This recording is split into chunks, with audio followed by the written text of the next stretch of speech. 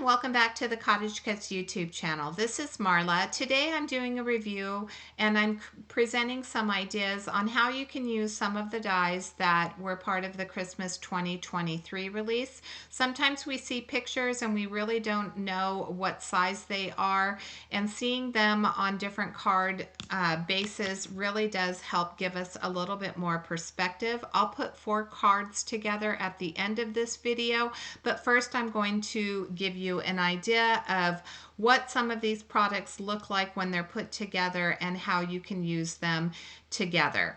So here is a 5x7 card base, and I am going to start with this holly frame. You can use this frame with pattern paper in the background on a 5x7 card, and then you could build a scene in the center.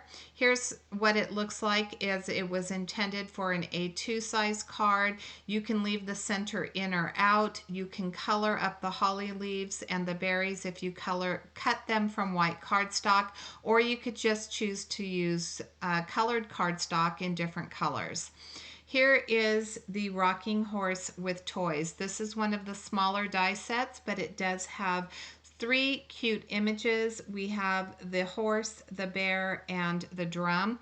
Now for my bear, I did do a little bit of stippling with my Copic marker to give the bear a little bit of texture. So it gave it that little bit of fuzziness. And here's what it looks like on an A2 card panel. I'm just adding it to the center. We have the 2 drumsticks, and then I am going to show you what it would look like on the 5x7. Now it's a little bit small for the 5x7, but I think if you added the pattern paper in the background and you added the holly frame, that really does give you a nice focal point to add the horse and bear to. So there's what it would look like in the horizontal orientation, and then I'm going to flip it around and show you that you can also use it on the portrait. I couldn't pull that word. So again, we have a nice frame that's going to go around a 5x7 card, and then here's what it would look like. And I have to put it back together because I can't get it to stay without gluing it. So I'm just going to quickly put it together and show you what it would look like with that holly frame on the 5x7. And that's going to be the rocking horse with toys. And let's move on to our angel. So we have a beautiful angel in this release. I absolutely love this. I did not create a card with this yet. I probably will add it to my Instagram. So if you follow me on Instagram, you'll be able to see the card I finish with this. Here I'm showing you that she looks really pretty up in the corner on that 4 1/4 by 5 1/2 inch card. You could put a sentiment down below. Here's what she would look like on the 5x7. I don't think I really love her on the 5x7. I think that I like her a lot more on the 4 1/4 by 5 1/2 inches, but you do you if you like the 5x7 and you want to add some other interesting pieces to that. I think that you could certainly do that. Here's the Father Christmas. He's one of my favorite characters. We see a lot of Santas, but not a lot of vintage Father Christmases. There he is on a 5x7. I'm going to add that holly frame, and I'm going to put him in the center. So as simple as that, that would make a cute little card. Add some foam tape behind the Santa. Again, here he is on a 5x7. I'm going to add him to the right side of the card, and I want to bring in a few of the accessories to show you what he would look like in just a few moments. But first we're going to add the carolers. What I like about the Santa and the carolers is that they're, comparatively to other cottage cut images, they are a little bit more they're on the larger side, so they are going to take up more real estate on your card. As you can see, the 3 carolers fit perfectly on an A2 size card. Obviously, you're going to be able to spread them out a little bit more on the 5x7. We released a lamppost, and you might be wondering why. Well, here's your city sidewalk for your carolers. And then here's what they would look like over on that 5x7. And as I mentioned, you are going to be able to spread them out just a little bit more because you do have more card space on there. So there's the lamppost, and as simple as that, you have a card. But wait, we have more. We also released a couple of pine trees. One is a tall pine tree, and we also released a gate. I misspoke, it was the gate first. So here we have the vintage gate, and this is a large gate. So we chose to do a large gate so that you could use it on a 5x7, you can use it on an A2, you can use it on your A2 in a horizontal orientation, you can trim it easily. We left lots of wide slats, making it easy to trim. But now we have more of a full scene, and now we have something more like in front of a home. So we have the gate, we have the lamppost, and then we have our carolers. And so now you can see that the scene is much more complete with these added details. But here's where I'm going to bring in the pine trees. This is the tall pine. This is a beautiful layering pine. I have cut many of these out to use on multiple cards. I think it's a great accessory piece. It comes in 3 pieces. There's the back, which is going to be the inside of the tree. You sandwich the trunk in the middle, and then you would color up the top portion a little bit lighter so that the front of the tree, when you're looking through it, the perspective is that that back piece is going to be the center of the tree, so it's going to be darker. I'm sharing the shorter, fuller tree right there. You can see that you could add all 4 trees to this card panel, and you would have a beautiful forest right there. But we're going to move over our carolers onto this 5x7 card, and we're going to add some trees, which is going to make it look more like a park scene. So here I've added my carolers, the lamp, and the gate. I'm adding one of the tall trees to the right side, one of the fuller trees to the center, and then I'm adding one of the tall trees to the left. And there you see we have a beautiful park scene with the gate and the lamppost. This is a much fuller scene. Obviously it fits perfectly on this 5x7 card. But I'm going to show you that this also works with our Santa. So I'm going to move these things aside, and we're going to pull in our Santa. And there is our vintage Santa. So it is sized to work with the gate, with the trees, with the lamppost. That was done on purpose so that we could mix and match things. Here are the beautiful deer. And if you've been to a park in some of the deer country, you see them there frequently. So we're going to add our deer family to our park scene. You could remove the gate, and this could just be out in nature. I'm going to add the lamppost here because why not? And so you can see that proportionately that those deer fit beautifully with the gate and the lamppost.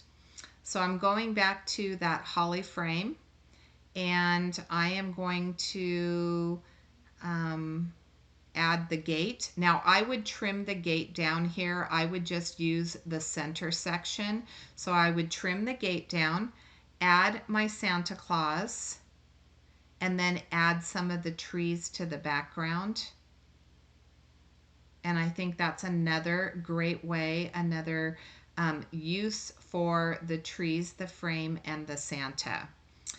If you watched my last video, I was giving away the barrel with sunflowers.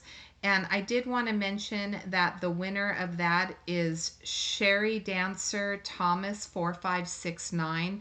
Her name is up on the screen. All you need to do is contact Mary Marsh. Let her know that you are the winner of the barrel with sunflowers, and she will make sure that that gets mailed out to you. I did show that we added one more tree to the background to make it a little bit more interesting. And now we're going to move on to, let's see here. I think we're going to move on to our vintage sleigh. So there is the vintage sleigh put together on a A2 size card panel. You see how that fits. I think it's a little bit small for the 5x7. You really would have to bulk up the paper and the background. But on the A2 size, I think it's perfect, and it matches perfectly with our clock tower. So there is the clock tower. The clock tower is a great piece if you want to send out New Year's cards, if you're not a holiday card maker, or you don't send out holiday cards but want to send out a few New Year's cards. This is a great piece to have. I'm showing you that we can add some trees to the side. In the portrait, I would recommend cutting off the trunks. Still adding the trunk, but just cutting off that section so that it just doesn't have the trunk showing underneath, because not all pine trees, some of them go all the way to the ground and you can't see the trunk. And then we'll add our sleigh. And then I just wanted to turn this around a little bit to show you how much fuller it looks if you change it into the landscape. So here we go. We're going to do the same scene. This time we're just going to do it landscape. And so those are just a few ideas of how you can use some of the die cuts that were released in the Christmas 2023 release. I hope that this was helpful to you. I'm going to build a couple of cards with these die cuts. The first one, I'm going to use the rocking horse with toys. I had this pattern paper in my stash. This is from Prima Marketing. And then I did use a solid burgundy cardstock that I thought went really well with the pattern paper. And we are going to start building this card. So I did add that foam tape to the third layer. Once I get this centered, I will add that to the top. And then I cut 2 circles. One from the burgundy cardstock, and then again I cut it from another piece of the pattern paper that was part of this Prima Marketing paper pad. This is so old. This paper is probably, I don't know, like 7 years old, but I really thought that it went so well with the rocking horse and toys because those are more of a vintage style toy. I thought the vintage paper was perfect. I chose to center my circle. Now you could add the circle a little bit higher if you wanted to add a sentiment to your card front. I'm choosing on all 4 cards that I'm creating today, I am not adding any sentiments. All of my sentiments are going to be on the inside of my cards instead of on the outside. So I'll add my rocking horse to the center. I'm going to build this just like it is on the packaging. I've mentioned this many times before. The packaging has some great ideas for how to put some of these pieces together.